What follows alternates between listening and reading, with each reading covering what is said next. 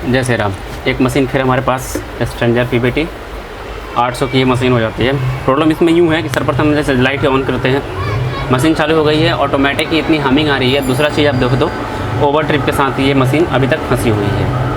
चलिए इसको ओपन करते हैं और देखते हैं कि आखिरकार ये ओवर ट्रिप क्यों मारी है और ये लाइन क्यों आ रहे हैं, जबकि इसमें कोई भी ऑडियो नहीं है, फिर भी इस ऑडियो लाइन से ऑटोमेटिक इतना ब्लिंकिंग आ सकता है, आ रहा है। चलिए दूसरा बात है, लेकिन फर्स्ट बात तो ये आपको क्लियर करना होगा कि ये ट्रिप क्यों आ रही है। अगर इसी ट्रिप के साथ आपकी भी मशीन आती है तो उसको कैसे सही की जाएगी।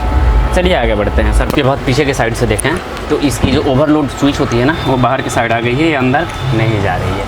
हो सकता है आपकी ओवरलोड स्विच भी ख़राब होगा या आपका मॉस्फेट भी ख़राब होने के कारण से बार बार ओवर ट्रिप में आ जा रहा होगा। चलिए ऑन करते हैं, क्योंकि ओवरलोड ट्रिप स्विच लगी रहती है ना, वो डायरेक्टली आपका सप्लाई में लगा रहता है। हो सकता है कोई भी प्रॉब्लम हो सकता है। चलिए आगे बढ़ते हैं कि ये जो मशीन है ना, ये आपका देखो तो इसमें आपका मॉस्फेट यूज़ किए गए हैं 2N3773 मॉस्फेट इसमें यूज़ किए गए हैं, जो कि काफ़ी बढ़िया होता है।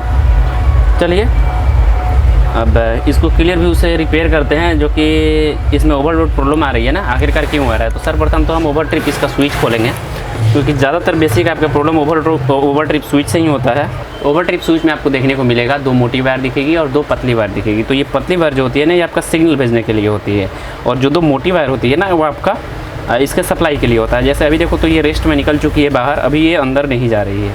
कैपेसिटी की बात करूँ तो यहाँ पे आप देख सकते हो 15 एम्पियर की ये लगाई गई है। थोड़ा सा इसमें हम रिमूव करके आपको दिखाने का प्रयास करें तो ये देखो इसकी स्विच 15 एम्पियर में लगाई गई है। ओवर ट्रिप स्विच आपको दिखाई दे रहा होगा, 15 वोल्ट 125 वोल्ट AC और 15 एम्पियर में ये स्विच लगाई गई है। चलिए रेस्ट स्विच नया डालते हैं, अगर इससे प्रॉब्लम सॉल्व हो गई तो ठीक है, नहीं हुई तो फिर आगे बढ़ेंगे। हमारे हाथों में 20 एम्पियर की एक स्विच है, जो कि रेस्ट स्विच है, और ये देखो अंदर की साइड है, अभी कोई भी अंदर बाहर नहीं है। चलिए स्विच को ओनली वन इस पर कनेक्ट कर लिए हम अभी, ऐसे देखो कनेक्ट हो गई है।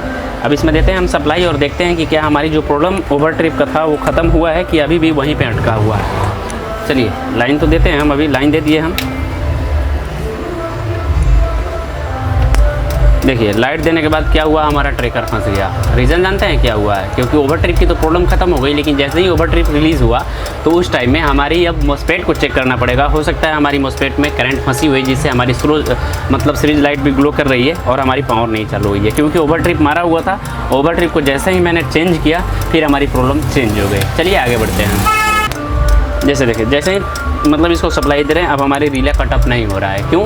क्योंकि अब इसके अंदर शॉर्ट है, इसके अंदर इस मॉस्फेट के अंदर कहीं ना कहीं शॉर्ट है, जिसके कारण से हमारी जो ट्रैकर है वो ऑन नहीं हो रहा है। तो किस जोन में प्रॉब्लम है, आपकी लेफ्ट साइड में कि राइट साइड में, प्लस में या माइनस में? चलिए आगे बढ़ते हैं, इसी चीज़ को विशेष रूप से समझते हैं। क्योंकि ओवर ट्रिप स्विच खराब था, हमने ओवर ट्रिप स्विच चेंज किया और हमारी प्रॉब्लम जो है ना अब चेंज होकर के हमारी मॉस्फेट में चली गई है। यहाँ तक देखो तो इसका ऑडियो बोर्ड से लेकर के पैनल तक ओपन कर लिया हुआ था। देखिए ज़्यादा तक शॉर्टिंग की जो प्रॉब्लम पकड़ रही थी, क्योंकि पहले रेस्ट का प्रॉब्लम पड़ रहा था, तो हमने उसका ये वाला स्विच चेंज किया। लेकिन इससे भी प्रॉब्लम जब आगे बढ़ी तो ऐसी प्रॉब्लम ज़्यादातर आपका ये ट्रांजिस्टर से आते हैं, जो कि यहाँ पर लगी हुई है। तो हमने ट्रांजिस्टर को एक एक करके सभी को टेस्ट किया, हमने साथ साथ ऑडियो बोर्ड को भी टेस्ट किया, लेकिन हमको कहीं भी प्रॉब्लम देखने को नहीं मिली। प्रॉब्लम एक जगह हमको देखने को मिली, जो कि आपका मेन डैशबोर्ड से जुड़ी है। जैसे मैं अभी कंटिन्यूटी पे मीटर को डाले हैं, और जैसे ये वाली मेन डैशबोर्ड इसमें 2 डाली गई है, तो ऐसे देखो ये मेन डैशबोर्ड ही इसका शॉर्ट हो गया है, जैसे आप देख सकते हो। अब देखो ये टिक टिक क्यों कर रहा था, क्योंकि इसमें रिले लगी है, और रिले को ऑपरेटिंग करने के लिए यहाँ पे पैनल पे रिले लगी है यहाँ पे, और इस रिले को ऑपरेटिंग करने के लिए यहाँ पे देखो तो एक छोटी सी ट्रांसफार्मर लगाई गई है, जो कि 12012 का होता है, जिससे इस रिले को एक्टिव मिल रहा है। लेकिन ये पावर अभी इसको नहीं मिल पा रहा है, जिससे आपकी ट्रांजिस्टर तक पहुँच पाए। पावर यहीं पर आपकी आकर के शॉर्ट हो जा रही है। तो जो इसकी ये वाली डायोड ख़राब है, जैसे आप देख सकते हो 3510 की ये जो डायोड इसमें लगी है, 20 डायोड सेम टू हमारे पास भी सेम वही है, 3510 का ही हमारे पास भी डायोड है। तो इसको चेंज करेंगे हम। देखिए एक चीज़ इसमें एक सिंबल बनाई रहती है, जो कि प्लस और माइनस का होता है।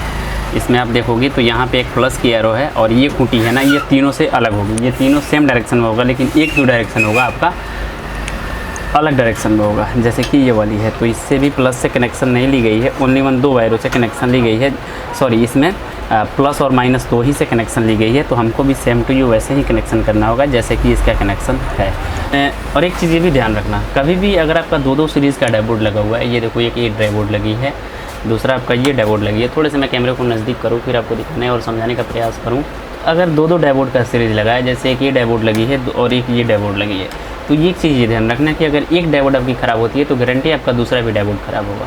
तो ये संकोच किए बिना आपको दोनों एक ही साथ चेंज करना होगा। जैसे अभी देखो तो हमने एक यहाँ पे चेंज कर रखी है और दूसरा अभी हमने बॉडी में ही छोड़ के रखा हुआ है। तो चलिए ना, हमारी प्रॉब्लम शायदतर अब सॉल्व हो गया होगा।